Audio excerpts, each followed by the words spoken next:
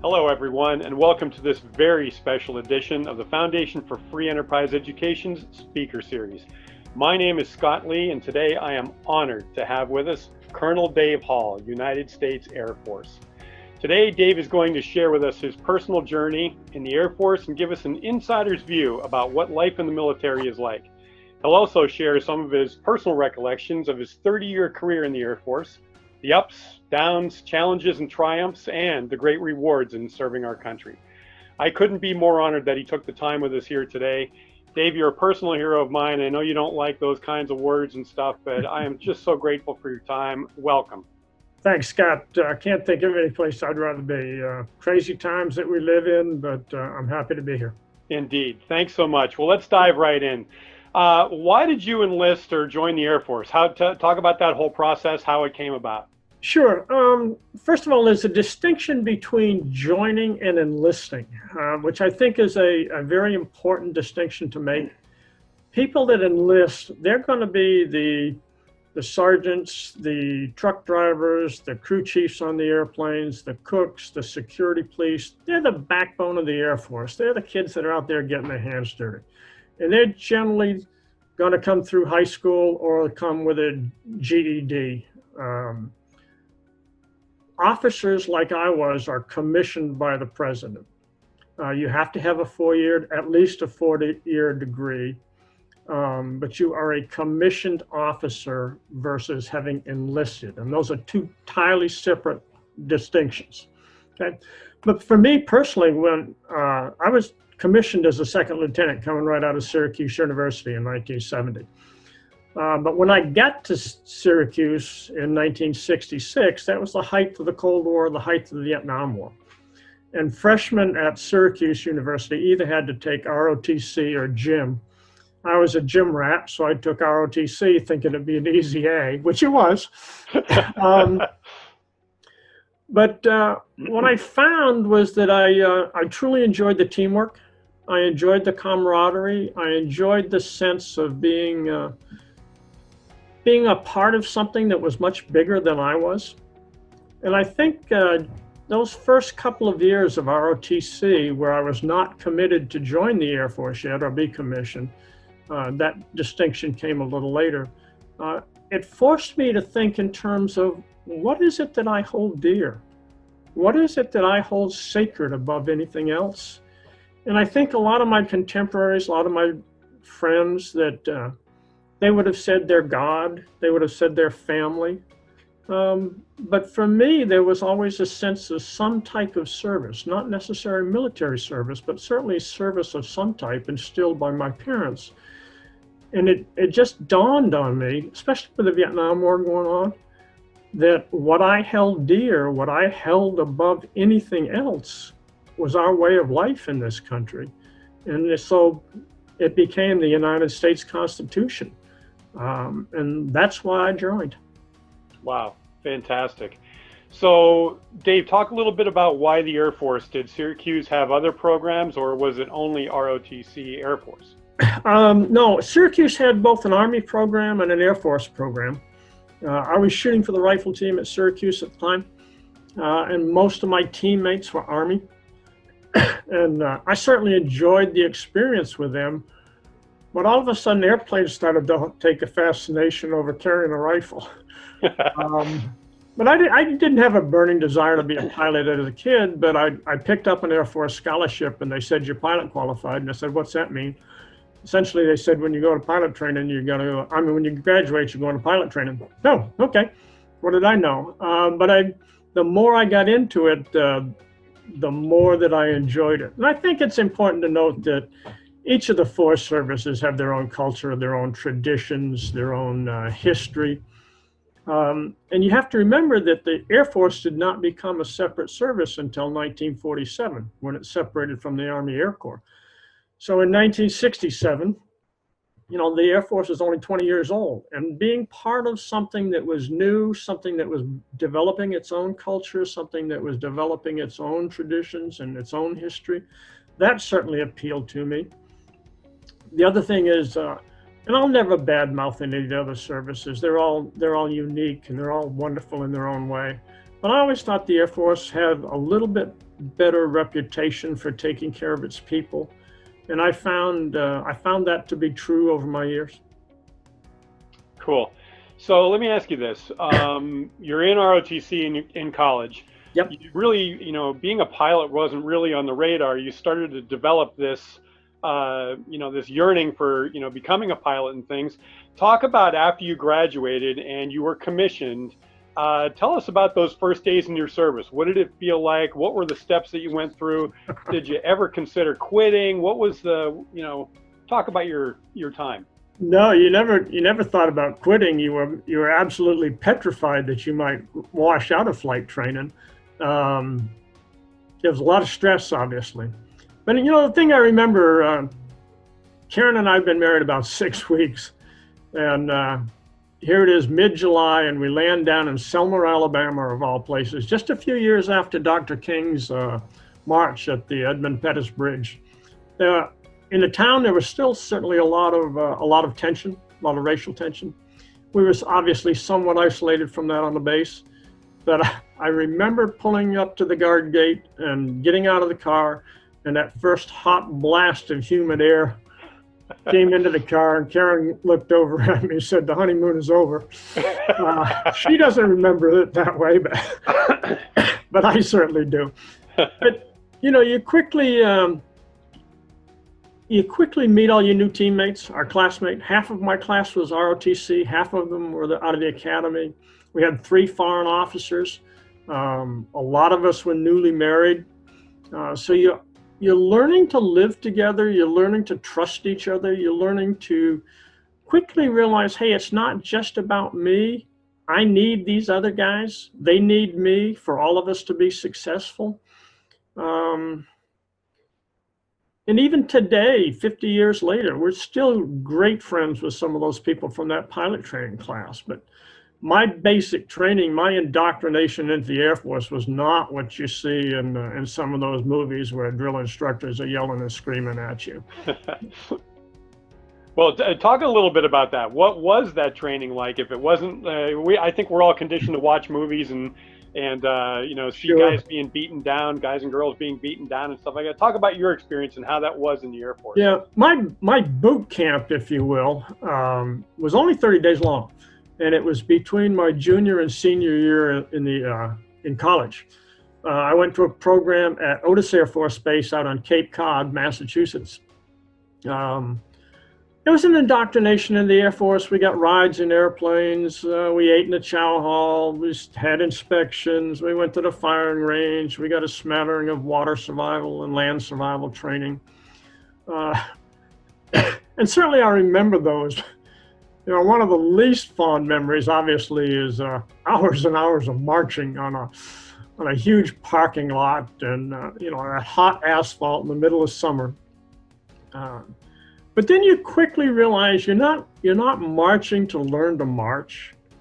You're marching to learn to trust the person next to you or the person 2 rows in front of you, and you're recognizing that, hey, we all need each other for the whole flight, for the whole team to succeed. Now you have to remember, I went there 50 years ago. We didn't have a lot of racial diversity. There were very few minority officers in the officer corps. Very few women in the Air Force. Religious diversity was pretty darn slim, and at that time, as harsh and as horrible as it sounds, if you weren't straight in your sexual orientation, you were booted out. Today we certainly have expanded all of those categories, and it's a much more diverse Air Force than when I went through, and we're a much better Air Force because of it.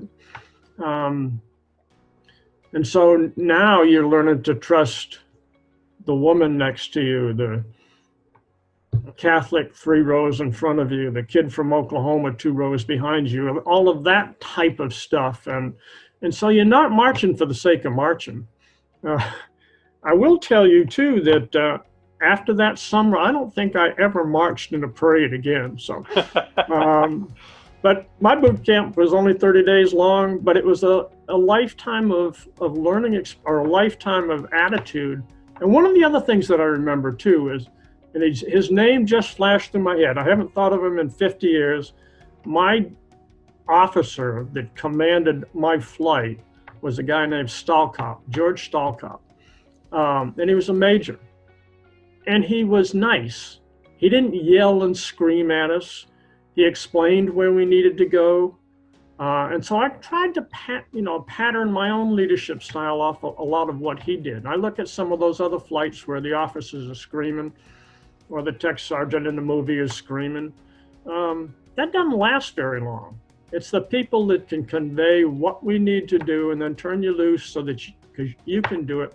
Those are the guys that you and girls that you treasure. That's perfect. I love that description of why you march, Dave. I don't think I've ever heard that explained like that. We have these preconceived notions. That was absolutely beautiful. I love that whole thing about the trust factor, and thanks for talking about the evolution of the Air Force, with regard to diversity and things. And I think you hit spot on. It doesn't matter who you are, what your background is. You're all in the same boat, and you all need to work as a team. So that was fantastic. Absolutely. Talk a little bit about, you're commissioned as a second lieutenant. You retire as a colonel. Talk about the different ranks, how you advanced, and what are some of the things that you would recommend if somebody's considering a career in the military? How do you advance? What do they look for in officers and as people advance? Sure. I did. I was commissioned as a second lieutenant right out of college.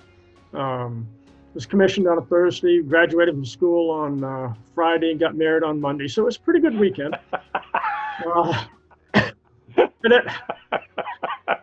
After about 2 years, almost every second lieutenant makes first lieutenant. You really got to do something horrible to not make first lieutenant. And then 2 years after that, 99 out of 100 of them will make captain. And then it starts to get fairly competitive and increasingly so. At about the 10, 12-year point, depending on the service, you'll make major or have the opportunity to make major, let's say that. At about the 16-year point, give or take, you're up for lieutenant colonel. At around the 20-year point, you're up for full colonel. And then general officer, that's a truly selective, that's pretty special when you get above that. I'm pretty darn proud that I made it as far as I did, but, the generals and most of those guys are pretty great, and their promotions were richly deserved, but that's a whole nother level. Yeah.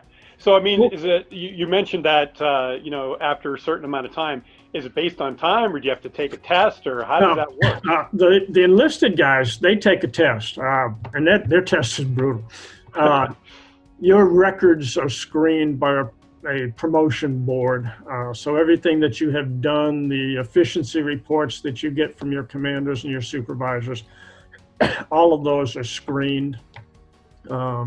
Used to be that advanced education was known to the promotion board. It's not known to the promotion board anymore. You still having an advanced degree, master's degree, that type of thing is still important. But I think what really starts to separate people, you need to take whatever job you're in right now and treat it as the most important opportunity you've ever had, and do the best that you can do with whatever that job is. That job is going to depend upon your next one. So I think that's number one. I think you also have to be willing to be flexible and open to new opportunities.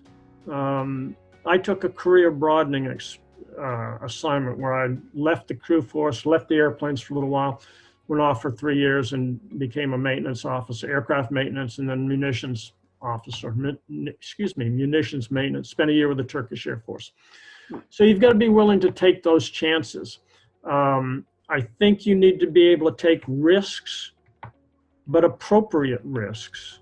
But when you take those appropriate risks, you need to keep your boss in the loop. I think you need to tell your boss when there's a problem, but don't just tell her there's a problem. Tell her what you're going to do to make it better or how to fix it. I think you need to take care of your people. That's probably one of the most important things.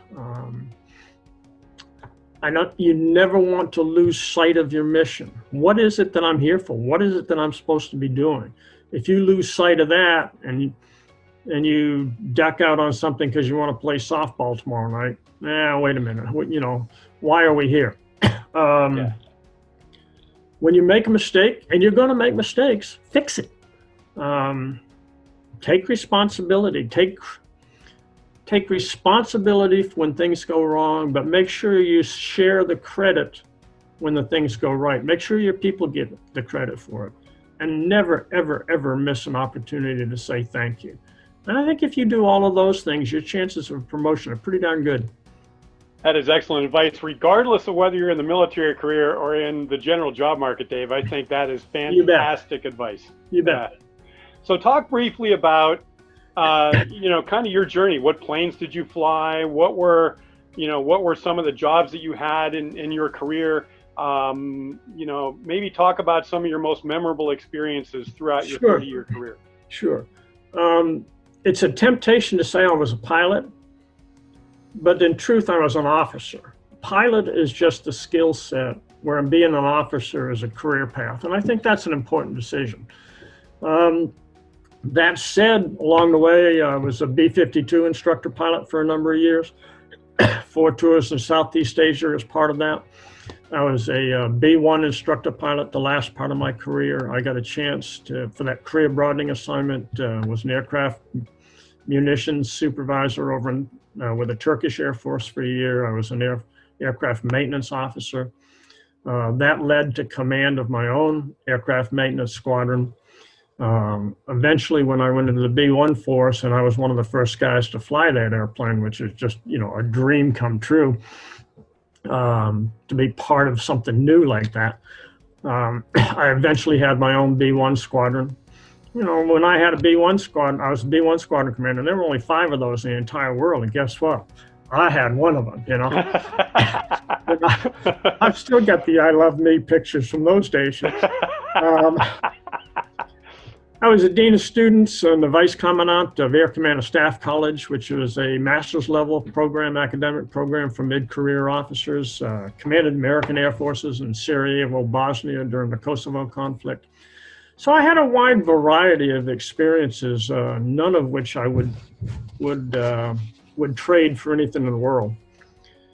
But you asked me about the more memorable, and we're talking 50 years of memories, most all of them absolutely phenomenal and good. But there are 2 that probably stand out in my mind, which I think did a lot to shape my career, did a lot to shape my attitudes in life. And the first one was early in my career. And if you go back and look at the history books, in 1972, President Nixon sent the B-52s deeply into North Vietnam, a place where we hadn't flown before during the Vietnam War. And his aim was to do it to bring the North Vietnamese back to the peace talks and end the Vietnam War. And it was Christmas time of 1972. And the first night of those attacks, my crew led the second wave over Hanoi that night. And I remember as we were going into Vietnam, we'd come across the Pacific Ocean from Guam. You could look up and you could see the first wave come back up. And if you could count airplanes and, you recognize that there were some holes in the formation where airplanes should have been. That meant guys had been shot down. And that's a pretty sobering experience. To know that, hey, this is pretty darn serious. This is not a milk run. And so you kind of tighten the parachute straps up a little bit. And the closer we get to the target, the more furious it became. You didn't worry about AAA coming up and hitting you. They couldn't get to that altitude, but the missiles certainly could. And I remember seeing 16 missiles near my airplane. I didn't see number 17, which hit us. But we didn't know at the time that we'd been hit. We just thought it was close. And it was a couple hours before we knew we'd been hit. But the bigger thing that came out of that is we turned to go back across the Pacific to Guam. Probably one of the most beautiful sunrises I have ever seen came up that morning. You know, and by nature, like most military pilots, I'm not terribly reflective, I'm not terribly spiritual. But I think seeing that sunrise that morning and thinking about all of the chaos of the previous 8 to 10 hours, it just made me stop and think that no matter how bleak today is, no matter how chaotic today is, that sun is going to come up in the east tomorrow morning, and we're going to have a chance to make tomorrow better than today. And that for me was a pretty profound experience, and I tried to incorporate that and make it a part of my career, make it a part of my lifestyle since then. The second one happened a little later in my career. September of 1986, we lost our first B-1 aircraft in a training accident, peacetime training. Excuse me. And we lost the airplane up in La Junta, Colorado. And I was down in Abilene, Texas, and it was one of our airplanes. There were 6 guys on board, and I knew 4 of them personally. And so we assembled a team of appropriate officers in the command post that morning, getting reports from La Junta as to what's going on. And we knew we were going to have to send a team of people out there to La Junta, obviously, to do the investigation, that type of stuff, eventually. But one of the things you were worried about is, okay, did anybody survive? Did they all survive? We eventually got a list of the 6 guys, and I just happened to be standing over my boss's shoulder when he took the phone call. And he came up with 2 lists, 3 guys on each list. And I had a very good friend on each list. And when he hung up the phone, I asked him, "Boss, which list is which?" And he just stared at the list for several seconds. And then he stared back at me, or looked back at me, and he said, "Dave, I don't know." And I just cannot begin to, even today, to describe the emotions that you go through. You got a good friend on that list, and so I hope it's not him, but if it's not him, it has to be this one over here. We eventually got the list back, and he got it confirmed, and yeah, there was a good friend on each list. I'd lost friends in combat. And that was to be expected, as harsh as that sounds. But you don't want to ever lose somebody in a peacetime training accident. So what I took away from that is life is pretty darn fragile. Not just in the military, but anywhere. So you can lose it in a blink of an eye. And you need to tell those people that you work with that you love them. You need to tell those people that, hey, you're doing a great job. Hey, we appreciate what you're doing. The other thing you got to watch, when I came back, because I was one of the accident investigators, and it was about a 6 or 8 week process before I got back home. And I left that afternoon of the crash. The first thing my daughter said, and she was in middle school at the time, "Dad, I don't want you to fly anymore." It doesn't work that way, but your children are affected as well. So anyway, that was a tough time, but it was something to learn from. Wow, Dave, I don't even know what to say about that. Thank you for sharing that story, those stories. Incredibly powerful. So let's talk about, let's expand on that just a little bit more. I mean, you learned very important lessons from those 2 stories, but what other life lessons or skill lessons did you gain by serving? Certainly, I think there was, the concept of leadership and command, or supervision would be the translation into the civilian world. Certainly, the Air Force gave me the opportunity to become a pilot. It's been a lifelong career. I still fly today. I still teach today. I think along the way, I developed a passion for community service. I think I have a good handle on or a good sense of organization and of structure and of organizational structure, both formal and informal. I think at this stage of my life, it gave me the opportunity and the tools to become a mentor.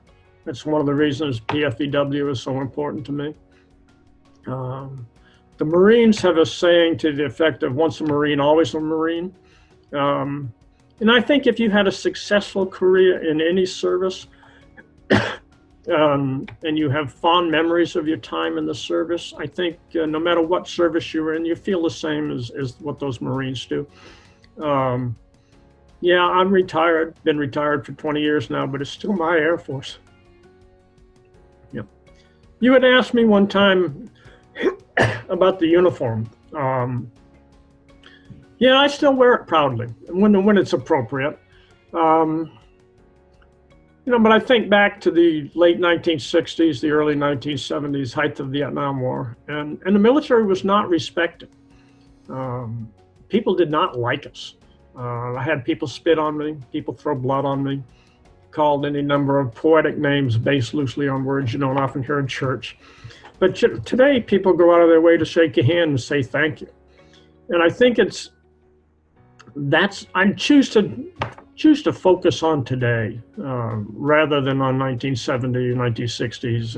I'll let the historians figure out, evaluate how we did. But yeah, that uniform and that flag patch on my uniform, yeah, they're very important to me. That's awesome, Dave. Thank you. So as we wrap up here, I could talk to you all day long. I've never met a microphone I didn't like. Well, that's okay. No, but you're so eloquent in the way that you describe not only life in the military, but life in general and how you keep things in perspective. So again, as we wrap up here, what advice would you give to a young person who's thinking about the Air Force or thinking about service in general, what it means? Has it changed over the years? How would they get to where you want to go? Sure, things have changed over the years. I like to think that's always been a change for the better.